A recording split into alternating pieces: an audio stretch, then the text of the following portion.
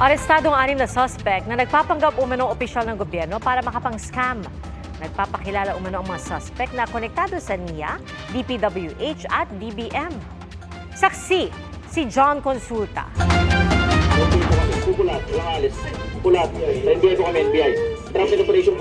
Walang kawala sa mga tauhan ng NBI-NCR ang 6 na suspect sa umano'y tangkang pang-i-scam sa Mandaluyong City. Na-recover sa operasyon ang 500,000 pesos na mark money at mga blueprint para sa proyektong ginagamit ng grupo sa kanilang modus. Ayon sa NBI, nagpapanggap ang mga suspect ng mga opisyal ng gobyerno para mapakagat ang kanilang target sa scam. Organize yung grupo nila kasi doon sa grupo nila may nagpapakilalang taga NIA, may nagpakilalang taga DPWH, may nagpakilalang piskal, tapos taga DBM. Tapos may dala-dala silang dokumento.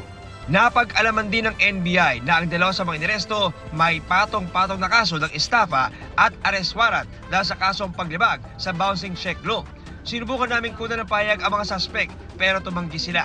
Nakumpirma ng NBI na totoong may dam project ang National Irrigation Administration kaya iniimbestigahan nila kung sino ang kasabwat sa paglabas ng project na ipapabiding pa lang.